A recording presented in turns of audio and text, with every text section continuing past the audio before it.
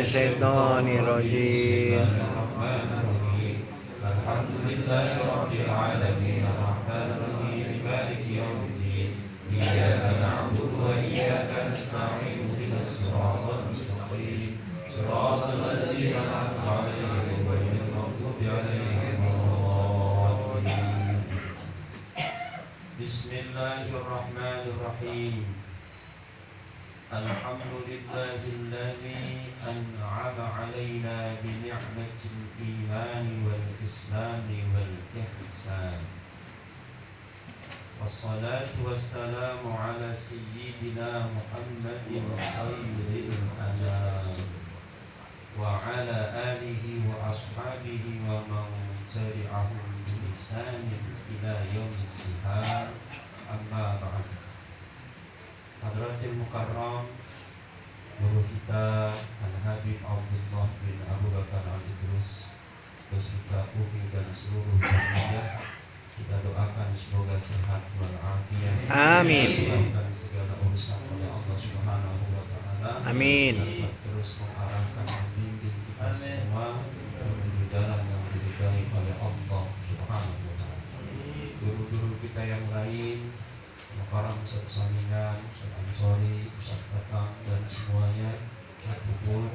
Semoga guru-guru kita semua sehat walafiat, dimudahkan segala urusannya oleh Allah Subhanahu wa taala, dan juga dapat terus mengamalkan ilmunya sehingga bermanfaat untuk kita semua.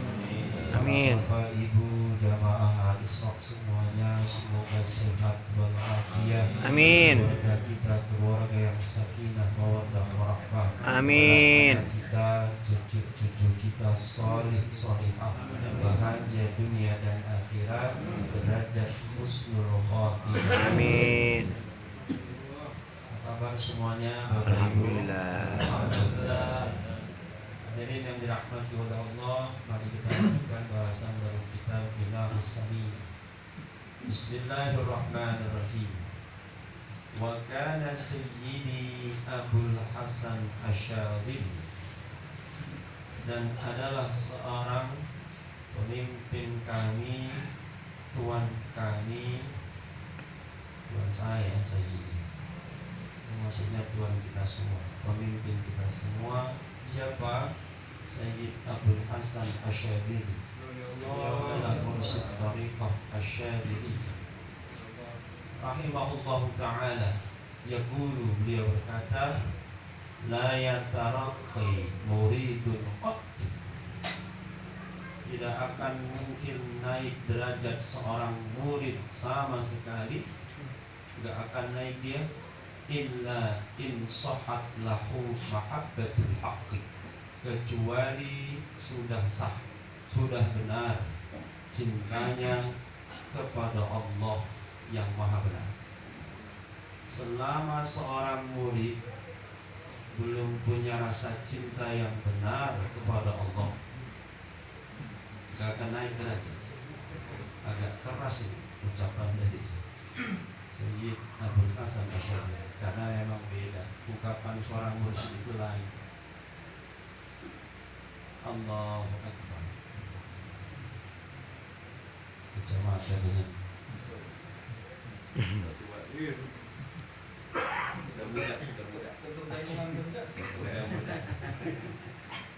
saya pakai laptop itu bukan sok-sokan Pak. Kalau di laptop itu kan digedein gitu, terang. Wala yuhibbuhul haqqu ta'ala, dan Allah yang maha benar tidak akan mencintai si murid hatta yubghidad dunya wa ahlaha, sampai dia membenci dunia dan ahli dunia. Wa yazhadu fi na'imid darain, dan dia zuhud di dalam kenikmatan dunia dan akhirat. Bismillahirrahmanirrahim. Anjing ini makalah yang ngomong juga malu nih sebetulnya. Allah, kelasnya beda. Yang kita kutip pendapat mursyid. Bismillahirrahmanirrahim. Kata Sayyid Abul Hasan Asyadili bahwa seorang murid nggak mungkin naik makamnya, derajatnya, kalau dia nggak beneran cinta sama Allah. Apa mahabbah itu? Dalam dunia thariqah ada doa begini Pak. Ilahi anta maqsudi waridhaka matlubi a'tini mahabbataka wa ma'rifah. Ilahi wahai Tuhan, ya Allah, anta maqsudi, engkaulah yang aku maksud, waridhaka matlubi, dan ridhamu lah yang aku cari. A'tini, mohon anugerahkan kepada aku ya Allah, mahabbataka, rasa cinta kepadamu, wa ma'rifatak, dan ma'rifat kepadamu. Rasa cinta itu anugerah dari Allah untuk seorang hamba. Ketika seorang hamba sudah dikasih mahabbah, rasa cinta kepada Allah, maka ibadahnya bukan lagi pengen surga, bukan lagi takut neraka. Persis seperti ungkapan Sayyidah Rabi'ah Al-Adawiyah. Beliau ibadah kepada Allah bukan karena pengen surga, bukan karena takut neraka, tapi karena rasa cintanya kepada Allah. Hatinya dipenuhi isyqun, rindu kepada Allah. Jadi ada sifat al-uns, ada betah, ada nyaman, ada bahagia kalau ibadah sama Allah. Seperti hari ini, Masya Allah, saya lihat yang ngaji betah, nunduk.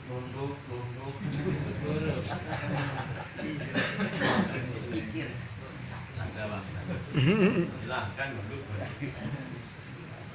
Saking khusyuk, Allah. Pokoknya udah indah aja di pengajian, Amin. tidurnya aja indah pokoknya. Hadirin yang dirahmati oleh Allah, ini saya ngomongin gaji orang ya Pak. Maksudnya ngomongin sesuatu achievement, penghargaan yang didapat orang. Kalau saya belum, masih jauh. Seperti tuan kita Sayyid Abdul Hasan Asyadili, dia sudah dapat itu, sudah dapat mahabbah itu. Jadi kalau orang sudah dapat mahabbah, dicaci gak ngaruh, dipuji juga gak ngaruh, karena tujuannya fokus setiap detiknya itu hanya pengen hatinya diisi rindu kepada Allah. Ini susah Pak. Susah. Bukan cuma susah, tapi Susah. sulit. Loh, serius Pak, kelas Suparman ini jangankan di luar sholat, di dalam sholat pun lupa sama Allah. Oh. Apa sih, kayaknya udah lewat lah. Kalau kelas sama Allah, mereka mesti bertobat kalau sedetik lupa dari Allah. Bahas kemarin kita bahas. Jadi pantas seorang murid, dia akan naik terus derajat. Murid itu kan berarti orang yang berharap Pak. Makanya disebut muridun, orang yang berharap. Berharap apa? Berharap ilmu manfaat, berharap ridho Allah melalui gurunya. Makanya disebut murid. Dalam istilah tariqah ada murid, ada mursyid. Mursyid berarti pembimbing. Dialah yang menjadi penyebab penghantar seorang murid usul kepada Allah. Itu mursyid. Maka mursyid mesti punya jiwa yang taqiyun naqiyun. Dia mesti bertakwa kepada Allah dan mesti suci. Kalau enggak, berat. Maksud saya suci di level manusia umum. Sehebat-hebatnya mursyid dia nggak akan bisa mengalahkan golongan para nabi, apalagi baginda yang mulia Nabi Muhammad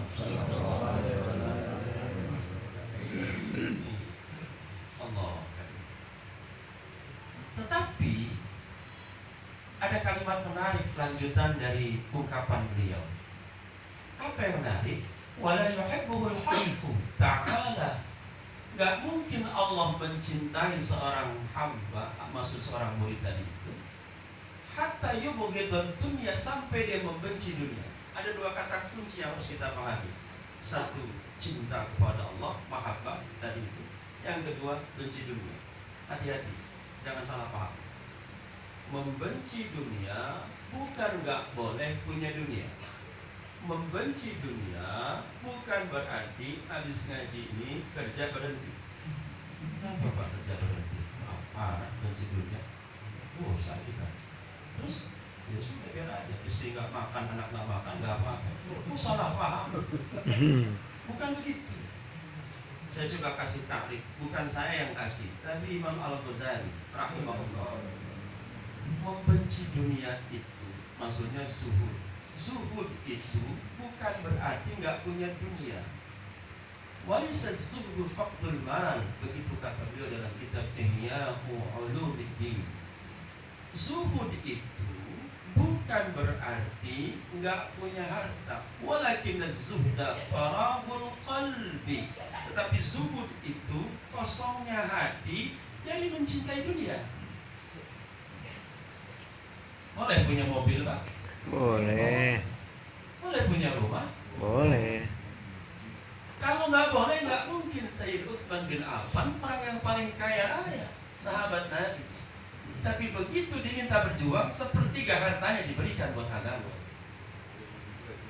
Nabi Sulaiman kaya raya luar biasa, level Nabi, tapi tetap zuhud beliau. Apa sebab? Karena semua harta kekayaannya dalam rangka ibadah kepada Allah, nggak merasa memiliki, nggak ada rasa cinta di situ kepada harta.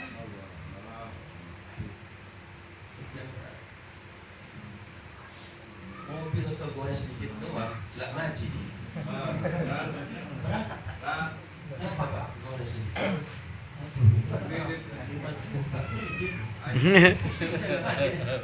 Itu ya bukan zuhud. Karena zuhud dia mobil kegores aja, ngaji aja. Tentu gak ada rezekinya bisa kebenaran, gak ada ya sudah. Tapi ngomongnya gampang banget nih Pak, prakteknya berat kan? Tapi gak apa-apa. Makanya bersyukur kita bisa belajar kitab Bina Husaniyah. Ini kan level yang sangat ideal gitu Pak. Ini level yang sangat ideal. Kita mungkin berat kalau masuk ke level ini. Setidaknya gini deh, jam sekarang pas ada bola Argentina versus Verde apa namanya?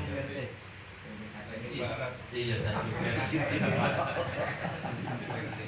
ini isrok atau nonton bola ya? Nah, itu aja dulu tuh. Minimal itu dulu deh. Kalau sampai isrok gak jadi gara-gara nonton bola, habislah kita. Anjur-anjuran zuhud kita nggak ada sama sekali berarti. Ya minimal meskipun masih kepikiran langkah-langkah 3 majelis. Levelnya mungkin masih di situ, apa-apa. Sudah luar biasa. Berat, males, dilawan tetap. Itu anugerah dari Allah yang luar biasa. Maka benar sekali ungkapan dari Sayyid Abdul Hasan Asy-Syadzili, nggak mungkin Allah mencintai seorang murid sampai dia benci dunia. Kata kuncinya bukan nggak boleh punya dunia, tapi benci dunia. Maksudnya membenci rasa cinta yang berlebihan terhadap dunia. Boleh punya jabatan, boleh punya harta yang banyak, bahkan nanti di bagian-bagian akhir dan juga di kitab yang lain, boleh tidur di kasur yang seempuk mungkin, boleh punya pakaian sehalus mungkin, tapi jangan pernah lupa kepada Allah, dan itu tetap dunia yang akan kita tinggalkan.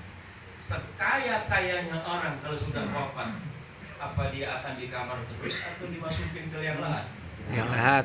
Saya sih belum pernah lihat ada orang, kenapa nih Pak udah 2 minggu di kamar terus? Kaya soalnya dia istri bercengkrama sama kasurnya, udah mati dia, sudah nggak mungkin, pasti dibawa kemana?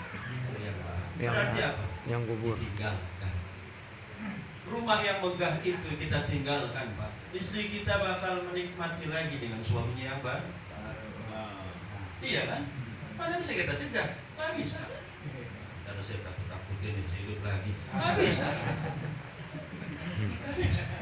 Tetap aja dia bakal menikah lagi. Karena sudah begitu ketetapan. Maka sudahlah. kita semua belajar untuk zuhud versi kita lah, yang masih maaf saya lah terutama dalam tanda kutip masih sangat berat menikmati ibadah itu. 5 menit sholat subuh terasa berapa jam, Pak? Although only 5 minutes bahasa Jerman itu, sesudahnya gitu. Meskipun cuma 5 menit, but we feel 1 hour. Wow. Kadang-kadang kita merasa 1 jam. Bapak bahasa Inggris luar biasa. Hebat. Paham semua bahasa ini. Hadirin yang dirahmati oleh Allah, kesimpulannya adalah zuhud bukan berarti meninggalkan dunia, tapi zuhud itu belajar mengurangi cinta berlebihan terhadap Dunia. sehingga keberadaan dan ketidakberadaannya mudah-mudahan gak banyak berpengaruh ke kolbu kita. Maaf, punya duit sholat, gak punya duit tetap Sholat. Dini senyum sholat, dini marah tetap Sholat. naik pangkat sholat, turun pangkat juga Sholat. sehat sholat, sakit pun sholat, dan begitu seterusnya. Saya kasih contoh yang gampang-gampang aja. Kalau level zuhud yang ini memang level para wali berat. Kalau level zuhud mereka ya benar-benar nggak ngaruh, nggak ngepek. Apalah lagi levelnya para nabi, apalah lagi baginda Nabi Muhammad Sallallahu alaihi wasallam. di penghujung kajian ini di hari ini. Seorang Sayyid Husain bisa aja tanggal 10 Muharram Asyura saat itu dia nggak jadi berangkat ke Irak. Ada sebagian orang bilang egois sih Sayyid Husain. Ini yang nggak paham sejarah. Kenapa anak kecil dibawa, keluarga dibawa, padahal sudah tahu mau dicelakakan? Ini Pak, Sayyid Husain itu cucu baginda Nabi Muhammad Sallallahu alaihi. Beliau itu orang mulia, darah mulia ada di situ. Dia itu pemberani. Ketimbang diam terhadap kezaliman, lebih baik berjuang menegakkan kemuliaan dan kehormatan baginda Nabi Muhammad. Pada saat itu menghadapi seorang pemimpin yang zalim namanya Yazid bin Muawiyah. Memang Yazidnya nggak turun langsung, tapi otaknya itu adalah Yazid bin Muawiyah. Siapa Yazid? Putra Muawiyah. Siapa Muawiyah? Putra Abu Sufyan. Awalnya nggak boleh ada pemimpin keturunan, tapi tiba-tiba di penghujung hidup seorang Abu Sufyan, dia ngangkat putranya sendiri. Siapa? Yazid. Saat itu berangkatlah Sayyid Husain dengan hanya 72 orang saja, diiming-iming, disurati oleh orang-orang yang ada di Irak. Hampir ribuan surat datang ke Madinah. Akhirnya beliau datang juga ke Irak. Ternyata diketahui oleh siapa? Yazid bin Abu Sufyan. Tiba-tiba diganti gubernur saat itu, orang pilihan Yazid. Begitu diganti, diintimidasi, diancam orang-orang yang akan membaiat Sayyid Husain sebagai khalifah, diancam balik arah.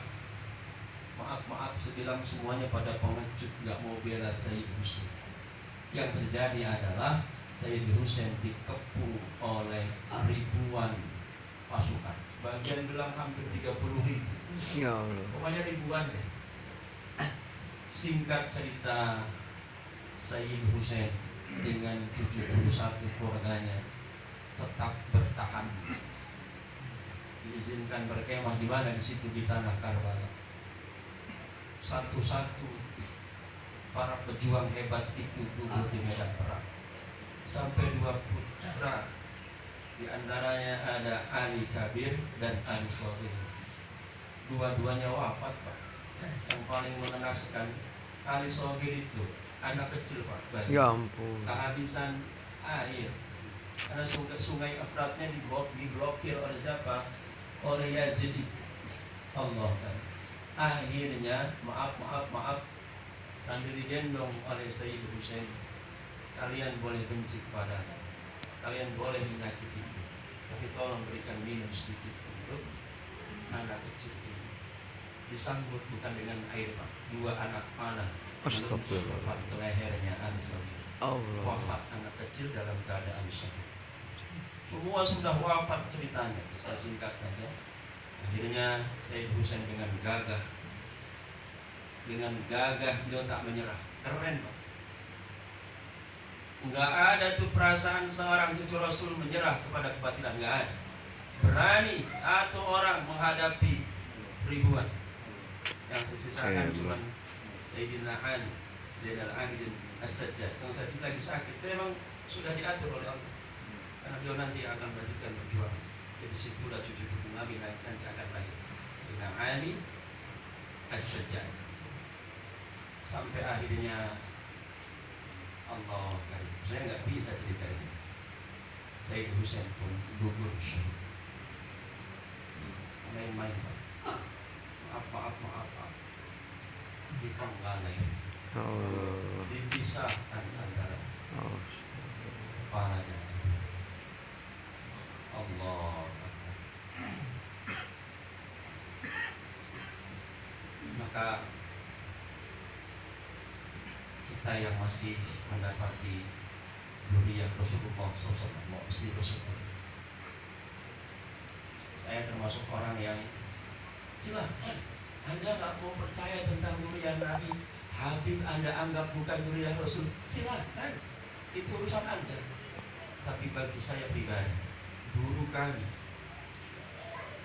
guru-guru kami semuanya meyakini bahwa Habib adalah zuriyah Rasulullah SAW. Dan saya tetap di sini. Tinggal nanti di akhirat, silahkan saja. Saya teman-teman di mana juga ada tuh yang saya nggak mau sama Habib katanya, karena bukan zuriyah. Silahkan, itu hak Anda. Tapi saya, guru-guru saya tegas di sini ya. Kita saling menghormati, tapi saya tegas, jangan adu domba. Yang jelas, betapa hebatnya perjuangan anak cucu keturunan Rasulullah. Ini Habib Abdullah. Beliau datang ke rumah saya saat itu. Jadi flashback sedikit. Saya nggak mau lanjutin kisah yang tadi, karena sedih ya. Nggak kuat saya kalau tidak tentang Sayyid Husain. Nanti kan ada Zainab yang luar biasa. Saya nggak cerita. Allah. Beliau Habib Abdullah datang ke rumah saya waktu itu 2 atau 3 kali awal. Bahasa kasarnya tuh mohon saya buat di Citra Indah. Saya bilang saya nggak bisa. Saya bukan level. Ustaz di sana banyak. Di Citra Indah itu orang-orang hebat semua.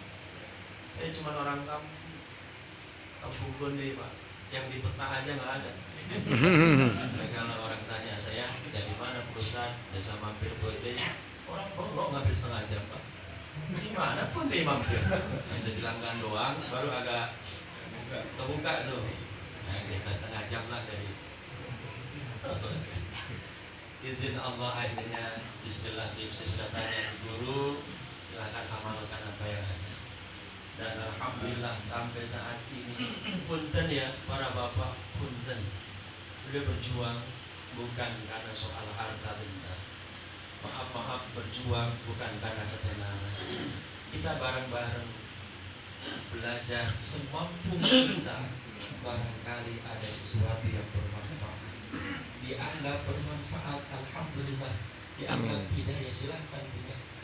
Tapi yang jelas, saya nggak mau masuk ke polemik kasar seperti itu. Saya dalam hati tetap merasa kuat bahwa siapapun orang yang menuduh Habaib bukan keturunan Rasul, dia akan menjadi urusannya pribadi nanti. Bagi saya pribadi tetap itu sudah suhrah wa istifadah, sudah umum. Guru-guru kita mengatakan itu. Buka kitab Uqudul Jain. Bahkan seorang Syekh Nawawi Tanara Banten memuji Sayyid Alawi Al-Haddad, memuji Imam Al-Haddad. Berarti guru-guru kita menghormati para habaib. bahwa sekarang terjadi A, B, C, D, saya nggak sebut nama, silahkan itu urusan masing-masing. Tapi saya berharap kita semua tetap menggunakan akal sehat, tetap bertawakal kepada Allah. Seandainya saja nanti di akhirat beneran adanya, begitu adanya, sesuai dengan ungkapan guru-guru kita, para habaib adalah keturunan Rasulullah SAW. Sementara di dunia ini kita mencaci makinya, maaf menjelek-jelekannya, kemanalah wajah ini akan ditempatkan nanti di hadapan baginda Nabi Muhammad SAW. Allah. Terakhir, kalau ada habib yang dawil tuh, yang agak aneh-aneh, agak maaf dalam tanda kutip, nggak sesuai dengan akhlak Nabi, ya kita tolak orangnya aja. Jangan kita tolak keturunannya asal. Allah. Saya nggak jadi masalah. Hadirin yang dirahmati oleh Allah, beliau berjuang luar biasa. Kita semua sama-sama berjuang. Kita tetap dalam satu hal, sama-sama insya Allah saling kuat. Jangan saling menjelekan. Maka bahasa saya, monggo silahkan. Ustaz pun banyak yang salah, termasuk saya. Kiai pun banyak, maaf ya oknum, tapi bukan kiainya pasti, orangnya, bukan ustaznya, orangnya. Maka kita jangan mengeneralisir.